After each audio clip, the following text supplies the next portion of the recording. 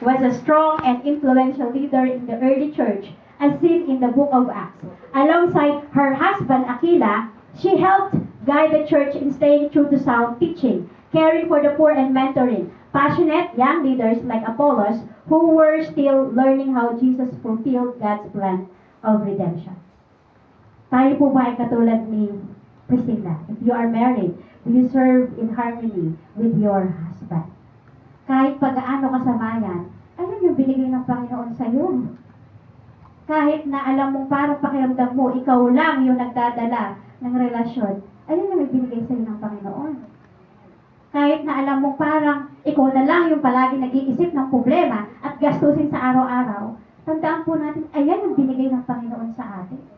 Kaya naman dapat hindi po tayo nagreklamo. Pagkus ipapanalangin lang natin sila. Dahil mabuti ang Panginoon, nakikinig ang Diyos sa puso natin. At una po ay si Tabitha, pangalawa ay si Hana, pangatlo po ay si Priscilla, pang-apat po ay, sila na po ito. Siya po ang pinakamagandang babae sa Biblia. Esther. Okay, si Esther po. Kayo din po ba ay katulad ni Esther na maganda? Siyempre naman. So, ito ko lang din po yung istorya niya. Meron pong hari. Ngayon, meron pong event sa kanila. Tinatawag niya ang Reyna sa event na yon. Ngayon yung Reyna nag-inarte. Ang sabi niya, ayoko pumunta dyan. So, ginawa ng hari, okay, nagpatawag siya ng maraming babae at namili siya ng Reyna. Sobrang dami ng babae na humaling siya kay Esther. So, si Esther, meron siyang pinsan. Ang pinsan niya ay si Mordecai. Lahat po sila ay Christian. So, nag-alaga po kay Esther ay si Mordecai. Ang pinsan niya po. At meron pong isang pagkakataon na merong kontrabida, si Haman. Gusto niya pong ipapatay si Mordecai dahil naiingit po siya. Dahil naiayabagan po siya kay Mordecai. So, ang nangyari, nagsumbong si Mordecai kay Esther. Ang sabi niya, lahat kami pamapatay ni Haman. Lahat po ng lahi nila pamapatay ni Haman. Eh, lahi po niya si Esther.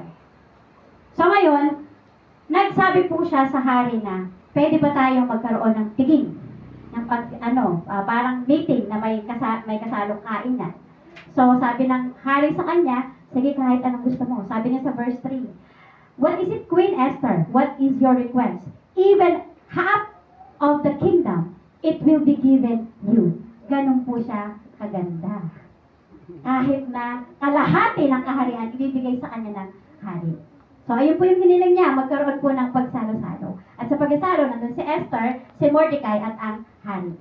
Ang sabi ng hari habang kumakain sila, dahil sobrang gandang-ganda siya kay Esther, meron ka ba bang kahilingan? Ang sabi niya, meron pong gustong magpapatay sa aking lahi. Nagalit yung hari, sino yan? Ipapatay siya. Yung pala yun si Haman. Eh si Haman nag-prepare po siya ng pagbitay para kay Mordecai. Ang nangyari, siya yung nabitay doon. So ngayon po, personal reflection. Are you willing to sacrifice everything just to protect your relatives or brothers and sisters in Christ? Minsan tayo pa yung nangungulang mag-chismis sa kanila. Hindi natin pinoprotektahan yung mga kamag-anak natin. Minsan, tayo pa yung naninira sa mga kapatiran natin sa simbahan. Kagaya din po ba tayo ni Esther na kayang protektahan yung lahi natin, yung kamag-anak natin, yung mga kapatiran natin, lalo na sa Panginoon? At, will you use your power to help others? Si Esther po ay makapangyarihan. Dahil reyna po siya. Kayo po ba, pag may position kayo, gagamitin niyo rin po ba yun para tulungan ang iba? Do you have wisdom in handling delicate situation? Napakadelikado po ng ginawa ni Esther. Kasi pwede siyang mawala ng power. Pwede rin siyang patayo. Pero, dahil Kristiyano siya, at gusto niyang maligtas yung kamag-anak niya, ginawa niya po yung pinakadelikadong sitwasyon. Kaya naman tayo, mag-ask tayo sa Panginoon ng wisdom kung paano natin i-handle yung mga delikadong sitwasyon sa buhay natin. Kasi nga, hindi naman tayo Diyos. Kung kaya mong bilangin yung bituin, sige, go. Ikaw na lang din yung sabog ng problema mo. Pero hindi natin kayang bilangin ng bituin. Ang Diyos lang nakakaalam. So, ganun din po tayo. Tandaan po natin si Esther ay brave, wise, and compassionate.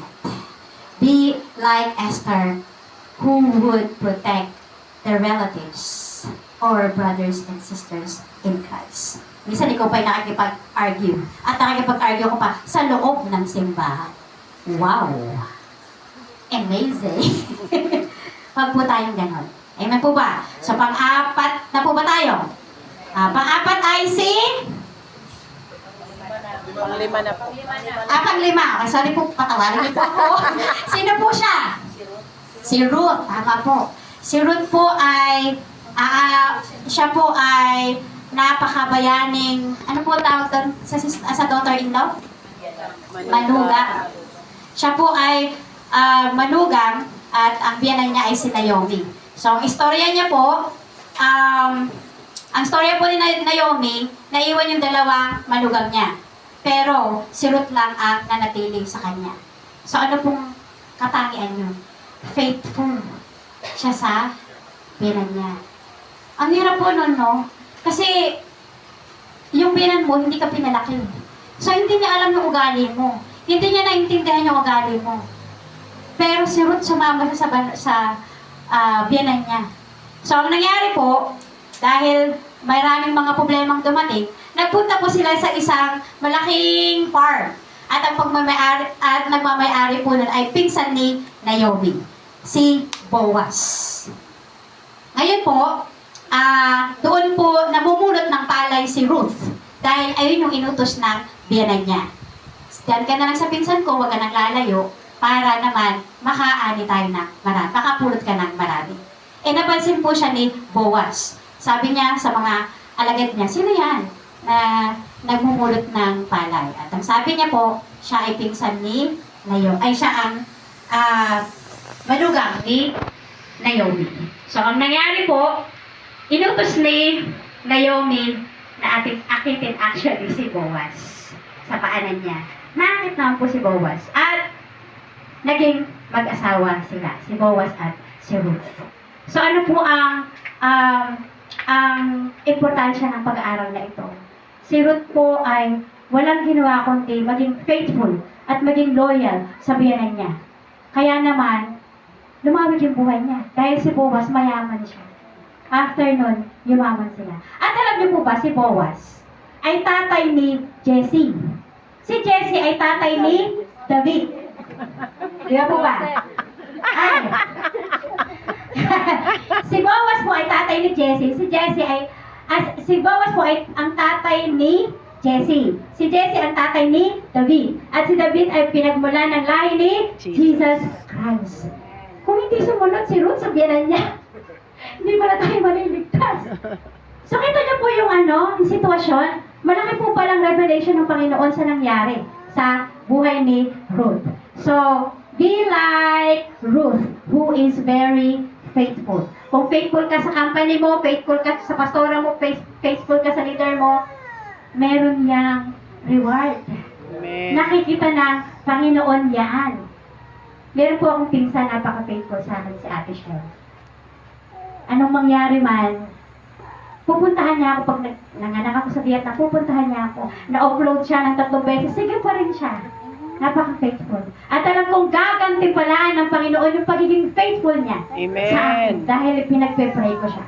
Kaya naman, huwag po tayong magsawa na maging faithful, lalo na sa Panginoon. Amen po ba?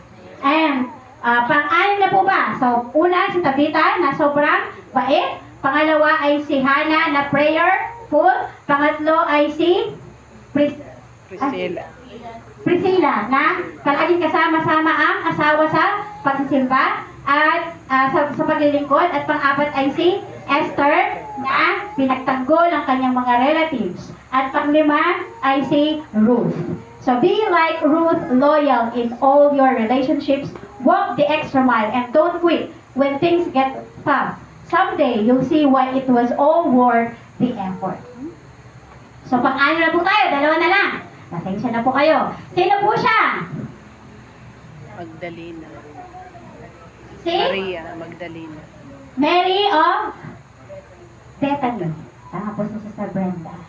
Si Mary of Bethany po, kung napansin nyo, siya po yung nagbasag ng jar at nag-pour ng oil sa paanan ni Jesus Christ at pinanasan niya ng kanyang buhok. Siya po ay kapatid ni Martha at Lazarus. Si Lazarus po ay namatay na binuhay ni Jesus Christ, di ba po? So, si Mary of Bethany po dahil ang pangalan ng village nila ay Bethany, kaya ang pangalan niya Mary of Bethany. She broke what was costly to honor the one who is priceless. Binasag niya yung pinakamahalagang bagay para ibigay sa Panginoong Jesus. Siya din po actually yung may istorya na kay Martha. Na dumating si Jesus Christ, si Martha, busy-busy. Siya lang ang humarap sa Panginoon. Hindi lang siya nagbibigay ng valuable things. Time din. Yung pinakamahalagang time niya, ibinigay niya rin sa Panginoon. Ngayon, tayo po ba ay katulad ni Mary of Bethany na willing ibigay yung pinakamahalaga sa Panginoong Diyos? Minsan parang nahihirapan pa tayong mag-abot. Minsan nahihirapan pa tayong magsuot ng maganda para sa Panginoon. Pero si Mary of Bethany, ibinigay niya yung the best para maparangalan yung Panginoong Jesus. At binigay niya yung time niya. Puro na lang kasi ngayon, yung generation ngayon, yung time. TikTok, Facebook, wala nang time mag-aral ng salita ng Diyos. Wala nang di ba po ba?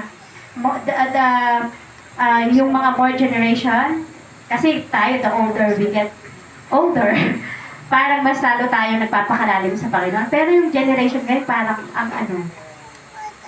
ang hirap nilang i-mentor, actually. Pero wag po natin silang susukuan. So, Mary of Bethany, the one who chose what is best. Tayo po ba ay katulad ni Mary of Bethany na pinipili natin yung pinaka-the best, kahit yung sapatos na pinaka-the best para sa Panginoon. At hindi lang po sa Panginoon, kundi sa ibang tao. Pinipili po ba natin na ibigay yung tamang pinaka-the best na pagkain pag pumapasyal sila sa bahay natin. Alalahanin po natin, God is the source of everything. Hindi kailanman kayo mawawalan pag tumutulong kayo. Amen. Amen. Amen. Kaya naman, wag po tayong maging madamot. Iba po ang kuripot. Ang kuripot, gusto mo lang mag-save. Kasi, sa panahon ng baraka, meron kang kahuhugot. Iba po ang madamot. Okay lang po ang maging kuripot. Wag lang maging madamot. Amen po ba? Sa last na po tayo. Kilala niyo po ito. Si Mary. Mother of Jesus. So ngayon, meron po sa Luke chapter 1 verses 30 to 31. The angel said to Mary, "Do not be afraid, Mary, for you have found favor with God. And now you will conceive in your womb and bear a son, and you will name him Jesus." Ano po ang pakiramdam niyo nung kinausap siya ng anghel? Natakot po siya. Bakit siya natakot? Kasi sabi ng anghel, magkakaroon ka ng anak at papangalanan mong Jesus. Kaya pala, ganun yung katakot niya. Kasi nakita niya po kung gaano naghirap yung anak niya. Napako sa krus. Pinasan yung krus. Nagkalatay-latay. Kung saka anak niya po yun, ang hirap po, no? Ang sakit po, no? Pero, ayun po yung plano ng Diyos sa kanya. Ngayon, pag sinabi ng Diyos, tahakin mo tong landas na to. Nakita mo, parang ang gulo naman ng landas na yan, Lord. So, naliligo ka ba? Parang hindi ko naman kaya yan, Lord. Ngayon, dumadanas ka ng mga pagsubok. Hindi mo alam, may proseso ang Panginoon kung bakit pinagdadaanan mo yan. Makinig ka lang sa Panginoon, okay, Lord. Kung eto pong proseso na ito, kailangan mangyari para maluwalhati kayo, sige po Panginoon, heto po ako, handa po ako magpagamit sa inyo. Kahit masakit, kahit nahihirapan ako, kahit bigat na ako, pero sige Lord, dadaanan ko po patungo sa inyo. Amen po ba? Amen. Maging katulad po tayo ni Mary, Mother of Jesus. na kahit na mahirap yung pinagdaanan o pagdadaanan, sige lang siya sa Panginoon. Kasi alam niya, yung Panginoong Diyos, hindi siya pababayaan. At anong nangyari? Nagkaroon ng Jesus Christ. Amen. Yung paghihirap, nagkaroon ng Jesus Christ. At naligtas yung buong sanlibutan. Kaya naman, maging excited po tayo pag may problem tayo. Wow, Lord! I know you have a big plans. That's why it's happening to me. Pagpunta, Lord naman, grabe ka naman sa akin. Pagsubok na naman. Lord naman, wala na naman akong pambayad ng kuryente. Lord naman, bakit naman? Yung anak ko hindi nakikinig sa akin. Ayan po ang pinili ng Panginoon sa inyo. Ngayon, humingi po kayo ng pananampalataya sa Panginoon kung paano maaabot sila para magbago. Dahil hindi tayo nagbabago ng tao. Ang Diyos po, lang po ang may kapangyarihang magbago ng tao. Amen. Amen po ba? Amen. So, review lang po natin. Ang una, be like Tabitha or Dorcas, who is very kind, doing good things, and help people. Hindi siya nagsawa. At ang naging resulta, maraming tumulong sa kanya dahil tinulungan niya, na ipanalangin siya ay nabuhay. Muli. Ang pangalawa po ay si Hannah, na parang wala ng pag-asa dahil sinarado ng Diyos ang sinapupulan niya, pero nanalangin siya ng nanalangin, iniluwad niya sa Panginoon, at ang resulta, nagkaroon siya ng anak. Ang pangatlo ay si Priscilla, na asawa ni Aquila. Nadala-dala niya ang asawa niya sa paglilingkod kahit saan. Ang pang-apat po ay si Esther, na kayang ipagtanggol yung mga kamag-anak sa kahit delikadong sitwasyon. At sana maging ganun din po tayo. At panglima ay si Ruth, na naging faithful, naging loyal sa kanyang biyanan. At ang resulta, lumawig ang buhay niya. At nagkaroon ng Jesus Christ. Ang pang-anim, Mary of Bethany, na kayang ibigay yung pinakamahal para sa Panginoon. Na kayang ibigay yung time para sa Panginoon.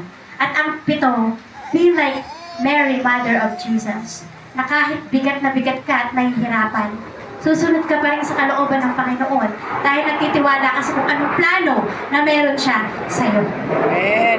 At naniniwala ako na plano ng Diyos na paunlarin kayo sa lupang ito. Amen. Hindi lang sa langit. Dahil Kristiyano tayo. Amen. Alam ng Diyos yung pangailangan mo. Alam ng Diyos yung pangailangan natin. Kailangan lang magkaroon tayo ng faith para maabot lahat yun. Hindi ko